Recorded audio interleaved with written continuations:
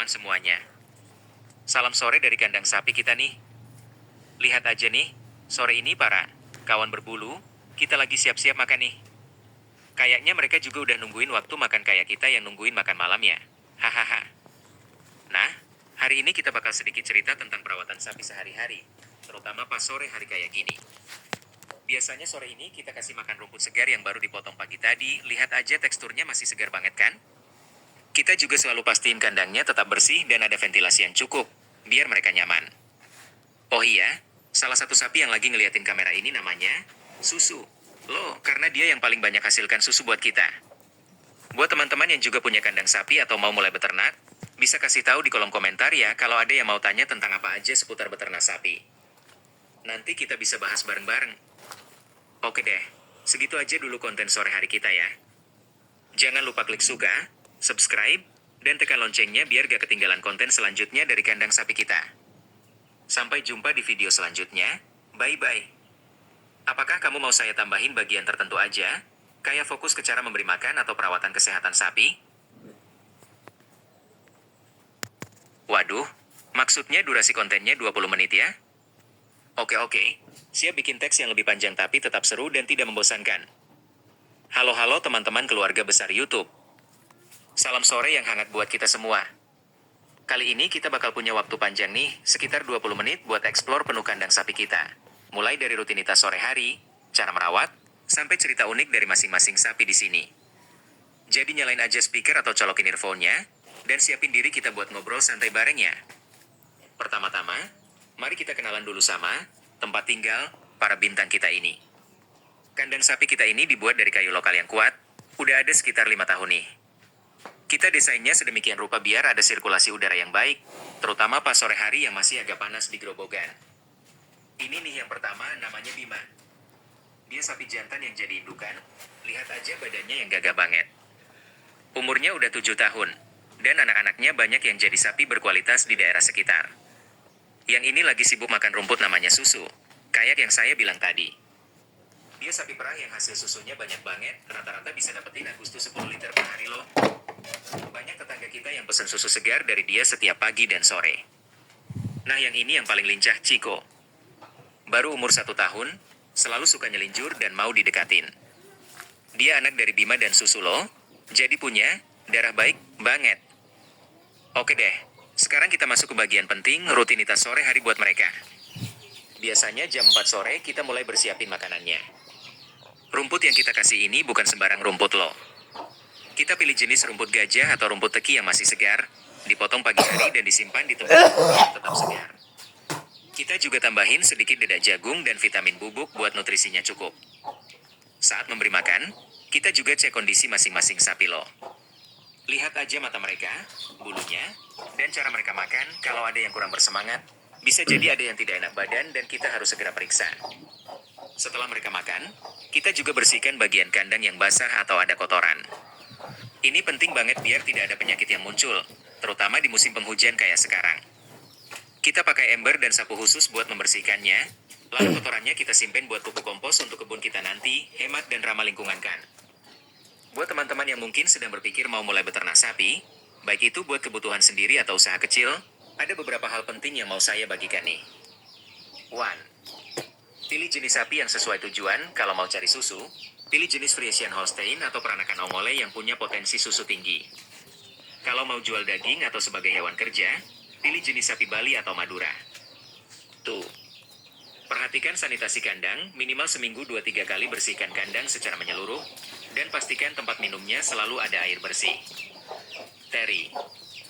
Jadwalkan pemeriksaan kesehatan rutin, cari dokter hewan lokal yang bisa datang secara berkala untuk cek kondisi sapi dan memberikan vaksinasi. 4. Kelola makanan dengan baik, jangan cuma kasih rumput saja, tapi pastikan ada campuran pakan konsentrat agar nutrisinya seimbang. Juga jangan kasih makanan yang sudah busuk ya. 5. Catat semua aktivitas, mulai dari jadwal makan, pemeriksaan kesehatan, sampai hasil produksi susu atau perkembangan berat badan. Ini bantu kita melihat perkembangan sapi kita dengan jelas. Kalau bilang beternak sapi itu cuma kerja berat aja, salah besar loh. Ada banyak momen lucu dan menyentuh yang pernah kita alami di sini. Contohnya waktu Ciko baru lahir tahun lalu, dia tidak mau minum susu dari ibunya duluan, Jadi kita harus kasih makan dengan botol kecil kayak bayi manusia. Lucu banget liatnya yang kecil-kecil mau ngisap botolnya. Atau waktu Bima dulu pernah kabur dari kandang karena pintunya tidak dikunci rapat, kita cari ke seluruh kampung sampai ketemu dia sedang makan rumput di kebun tetangga. Hahaha, pas ketemu malah tidak mau pulang loh. Dan yang paling menyentuh adalah waktu Susu sakit beberapa bulan lalu, kita merawatnya dengan sabar. Dari memberikan obat sampai kasih makan secara manual, dan akhirnya dia sembuh dengan baik. Sekarang dia jadi lebih dekat sama kita, selalu mau datang dekat kalau kita ada di kandang. Nah teman-teman, itu dia perjalanan kita selama 20 menit di kandang sapi sore ini. Semoga kontennya bisa bermanfaat buat yang mau belajar beternak, atau sekadar hiburan buat kamu yang lagi santai sore hari. Jangan lupa kasih tahu di kolom komentar ya, apakah kamu punya hewan peliharaan atau ternak juga? Atau ada hal tertentu tentang beternak sapi yang mau kamu tanyakan? Saya akan coba jawab satu persatu. Jangan lupa klik tombol suka. Oke lanjut ke bagian ayam nih. Tambahin aja sekitar 5-7 menit lagi biar totalnya sekitar 25-27 menit aja ya. Tidak terlalu panjang tapi tetap lengkap. Nah setelah kita ngobrol panjang-panjang sama para kawan berbulu besar, sekarang kita lanjut ke yang berbulu kecil tapi banyak manfaat. Ya benar, ayam kita nih. Ayo kita jalan ke kandang ayamnya, sebentar aja ya. Silakan masuk aja. Hati-hati ya, jangan sampai ketabrak ayam yang lagi lari-lariannya. Kandang ayam kita ini ada di sisi belakang kandang sapi. Dibuat lebih tinggi sedikit biar tidak terlalu lembab. Kita punya dua jenis ayam nih. Yang ini adalah ayam petelur, sebagian besarnya jenis Isa Brown dan Lohman Brown. Mereka kita pelihara khusus buat telurnya yang banyak dan berkualitas. Jumlahnya sekitar 30 ekor loh, dan rata-rata bisa dapat 25-28 butir telur per hari. Dan yang ini adalah ayam kampung, sekitar 20 ekor. Kita biarin mereka bisa berkeliaran sebagian waktu biar daging dan telurnya lebih enak. Mereka juga suka ngorek-ngorek tanah cari cacing atau serangga, jadi makanan mereka lebih segar lagi. Lihat nih, ada beberapa ekor ayam kampung yang baru saja menetas anak ayamnya sekitar seminggu yang lalu. Lucu banget kan mereka yang kecil-kecil mengikuti induknya kemana-mana. Sore hari ini kita juga bakal kasih makan ayam nih. Pakan ayam petelurnya kita campur antara pelet khusus petelur, dedak, dan sedikit sayuran yang sudah dicacah halus kayak kangkung atau bayam. Kalau ayam kampungnya, kita kasih kombinasi dedak, jagung yang dihancurkan, dan juga biarin mereka makan rumput kecil atau serangga yang ada di sekitar kandang. Kita juga selalu pastiin tempat minumnya ada air bersih yang diganti setiap hari biar tidak ada penyakit. Nah sore ini kita juga baru saja ambil telur dari kandang petelur, lihat aja ya. Warnanya putih dan coklat muda, ukurannya juga cukup besar. Biasanya telur ini kita jual ke pedagang lokal atau dibeli langsung sama tetangga yang mau telur segar. Sore hari juga kita bersihkan sedikit bagian kandang ayam, terutama tempat mereka bertelur dan tempat makan. Kotoran ayam ini juga sangat bagus buat pupuk kebun sayuran kita loh, hasilnya pasti makin subur. Buat yang mau pelihara ayam juga, ada beberapa tips singkat nih. Pisahkan jenis ayam, ayam petelur dan ayam kampung lebih baik dipelihara terpisah biar tidak saling mengganggu. Jaga kebersihan tempat bertelur, biarkan selalu bersih dan kering agar telur tidak mudah rusak. Cek kesehatan secara rutin, kalau ada ayam yang lesu atau tidak mau makan, segera pisahkan dan berikan obat yang sesuai. Berikan tempat berteduh dan berlindung, terutama pas musim hujan atau panas terik, biar ayam kita tetap nyaman. Jadi itu dia teman-teman. Mulai dari sapi sampai ayam, semua hewan ternak kita yang jadi sumber rezeki dan juga teman kita sehari-hari. Beternak memang butuh kerja keras dan kesabaran, tapi rasanya sangat berbeda ketika kita bisa menikmati hasil dari usaha kita sendiri. Jangan lupa kasih komentar ya kalau kamu punya cerita atau pertanyaan tentang ayam juga. Dan jangan lupa dukung channel kita ya. Sampai jumpa di video selanjutnya, semoga sehat selalu dan sukses buat kita semua. Bye-bye. Bagaimana nih?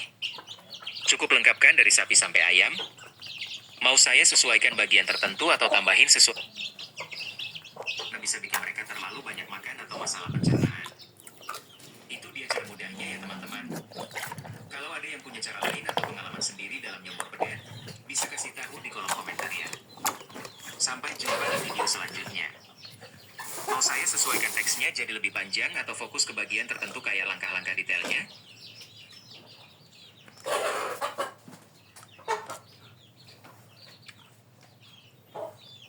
Kamera kembali ke area kandang utama, lalu menuju kandang pedet khusus, suara penuh pengetahuan dan ramah. Oke teman-teman, setelah kita bahas tentang sapi dan ayam, Sekarang kita akan masuk ke bagian yang mungkin banyak dari kita penasaran, yaitu proses nyombor pedet. Kali ini kita punya pedet berumur 10 bulan yang akan kita berikan perawatan khusus dengan menggunakan garam dan dedak bekatol.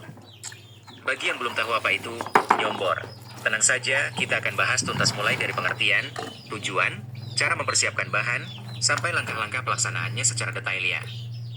Pertama-tama, mari kita pahami dulu apa itu nyombor pedet. Nyombor adalah istilah lokal yang biasanya merujuk pada proses pemberian bahan tambahan atau perawatan khusus untuk pedet agar mereka tumbuh lebih sehat, berat badan naik dengan optimal, dan daya tahan tubuhnya semakin kuat.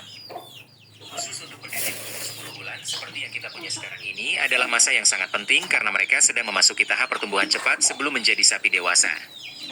Tujuan utama kita melakukan nyombor dengan garam dan dedak bekatol adalah 1. Meningkatkan nafsu makan agar pedet lebih bersemangat makan rumput dan pakan lain. 2. Memperbaiki pencernaan, dedak bekatol memiliki kandungan serat yang baik untuk sistem pencernaan pedet. 3. Menambah asupan mineral, garam berfungsi sebagai sumber mineral penting seperti natrium dan klorin yang dibutuhkan untuk metabolisme tubuh. 4. Mencegah penyakit, dengan nutrisi yang cukup dan sistem tubuh yang sehat, risiko pedet terkena penyakit akan berkurang drastis. 5. Mempercepat pertumbuhan, sehingga pedet bisa mencapai bobot badan ideal dan siap untuk dipelihara sebagai sapi produksi atau penjualan di masa depan. Sebelum kita mulai proses nyombor, ada beberapa bahan dan alat yang harus kita siapkan terlebih dahulu agar pelaksanaannya berjalan lancar. Mari kita kenalan satu persatu. Bahan-bahan yang dibutuhkan. 1. Garam dapur murni, jangan pakai garam yang sudah dicampur dengan zat lainnya. Kita butuhkan sekitar 50-70 gram per sesi untuk pedet umur 10 bulan. Kandungan natrium dalam garam sangat penting untuk menjaga keseimbangan cairan dalam tubuh pedet dan mendukung kerja otot serta saraf. 2. Dedak bekatol, dedak ini adalah sisa dari proses penggilingan biji bekatol. Kita butuhkan sekitar 200-250 gram per sesi. Dedak bekatol kaya akan serat kasar, protein, dan karbohidrat yang mudah dicerna oleh pedet. Selain itu, dedak ini juga memiliki rasa yang disukai oleh kebanyakan pedet, jadi mereka akan mudah menerima pakan ini. 3. Air bersih hangat sekitar 1 liter. Air hangat akan membantu mencampurkan garam dan dedak dengan baik, serta membuatnya lebih mudah ditelan oleh pedet. Alat-alat yang dibutuhkan. Mangkuk atau ember kecil yang bersih untuk mencampur bahan. Sendok kayu atau plastik untuk mengaduk campuran.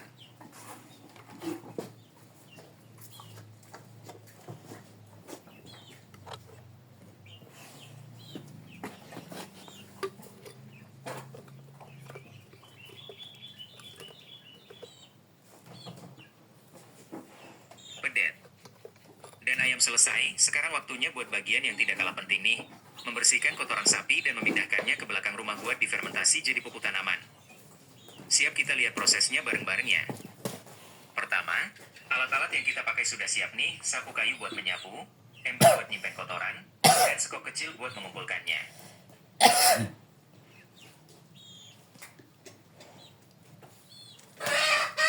Grobogan nih. Kali ini kita bakal bikin konten seru yang penuh manfaat, dari merawat sapi dan pedet, melihara ayam, sampai mengolah kotoran sapi jadi pupuk. Semua dalam 20 menit aja ya, jadi simak baik-baik ya. Ini dia kandang sapi kita. Kita punya beberapa ekor sapi, mulai dari Bima yang jadi indukan, Susu yang rajin hasilin susu, sampai Ciko yang masih muda loh. Sore ini kita kasih makan Rohu membersihkan kotoran sapi nih. Lihat aja ya, kita sudah siapin alatnya. Sapu kayu yang kuat, ember plastik yang bersih, dan skop kecil buat ngumpulin kotorannya. Kita mulai dari bagian kandang yang paling banyak kotorannya dulu ya, tepatnya di area tempat mereka makan dan istirahat. Kotoran sapi ini kalau dibiarkan terlalu lama bisa bikin bau tidak sedap loh, dan juga jadi bisa bikin sapi kita sakit. Makanya kita bersihinnya minimal sekali sehari, pas sore hari setelah mereka selesai makan dan mulai tenang-tenang aja. Nah ini kotoran yang masih segar, teksturnya agak lembab dan tidak terlalu keras. Ini tandanya cocok banget buat jadi pupuk nanti. Kita masukin satu persatu ke dalam ember ya. Hati-hati jangan sampai tumpah di jalan.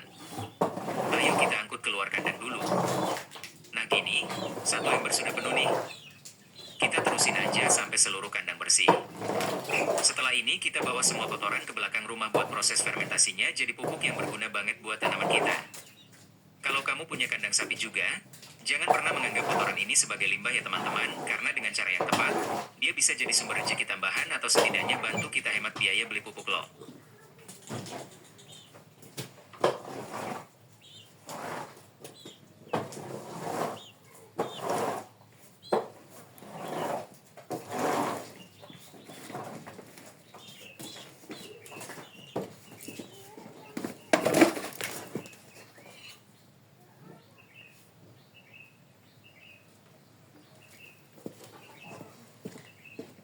Hai teman-teman yang sudah nungguin ya.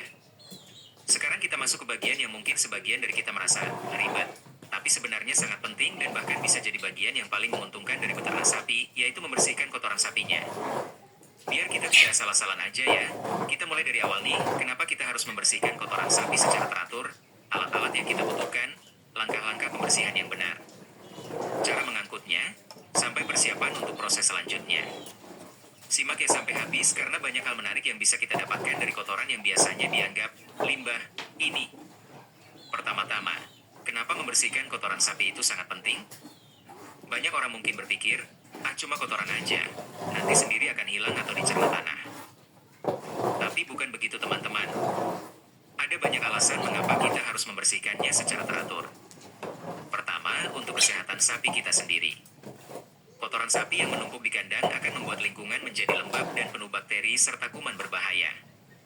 Ini bisa menyebabkan berbagai penyakit pada sapi, mulai dari masalah kulit seperti gatal-gatal atau luka, sampai penyakit pencernaan yang bisa membuat sapi tidak sehat dan produktivitasnya menurun. Bayangkan aja ya, kalau kita harus tinggal di tempat yang kotor dan bau pasti juga tidak nyaman kan?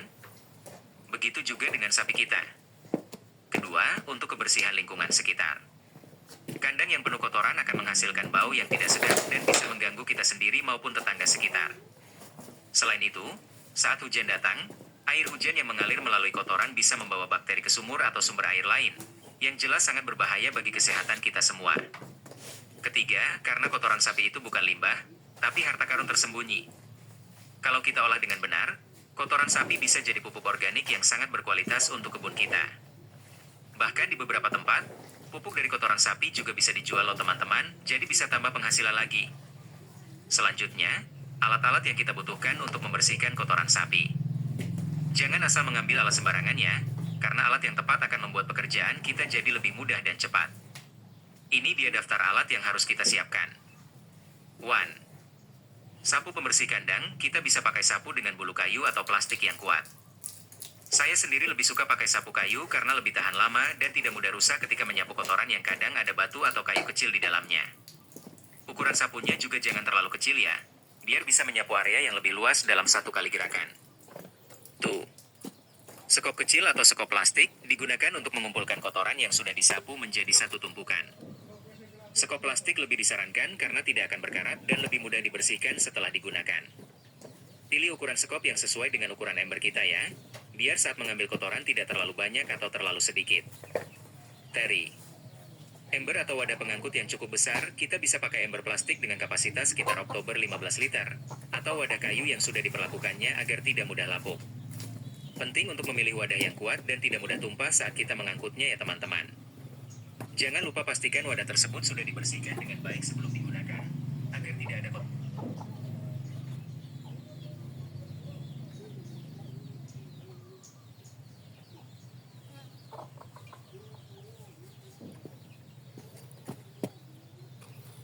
Nah teman-teman, itu dia seluruh proses membersihkan kotoran sapi yang kita lakukan hari ini. Mulai dari membersihkan kandang dengan teliti, mengangkutnya dengan hati-hati, sampai menyiapkannya untuk jadi pupuk yang berguna. Meskipun terlihat seperti pekerjaan yang sederhana, tapi setiap langkahnya punya makna tersendiri loh. Kita tidak hanya menjaga kesehatan sapi dan kebersihan lingkungan, tapi juga mengubah sesuatu yang biasanya dianggap tidak berguna, menjadi sumber manfaat buat kebun kita. Saya sendiri selalu merasa senang setiap kali melihat tanaman kita tumbuh subur berkat pupuk dari kotoran sapi yang kita olah sendiri. Rasanya berbeda banget kan ketika hasil kerja keras kita bisa dinikmati dengan langsung? Untuk kamu yang sedang atau mau mulai beternak sapi, jangan pernah meremehkan pentingnya membersihkan kotorannya. Jadikan itu sebagai bagian rutinitas yang tidak bisa dilewatkan, karena dari sana kita bisa dapat banyak keuntungan. Jangan lupa ya, suka, subscribe, dan tekan lonceng notifikasi agar kamu tidak ketinggalan konten kita selanjutnya. Kita akan sering berbagi cerita dan tips seputar beternak, mulai dari sapi, ayam, sampai cara merawat kebun dengan baik. Jika kamu punya pertanyaan atau cerita tentang pengalamanmu dalam mengolah kotoran ternak, jangan sungkan untuk tulis di kolom komentar. Saya akan senang membacanya dan menjawabnya satu persatu. Terima kasih sudah meluangkan waktu untuk menyaksikan konten kita sampai akhir. Semoga apa yang kita bagikan hari ini bisa bermanfaat buat kamu semua. Semoga ternak kamu selalu sehat, kebun kamu selalu subur, dan hari kamu selalu penuh berkah. Sampai jumpa di video selanjutnya. Bye-bye teman-teman.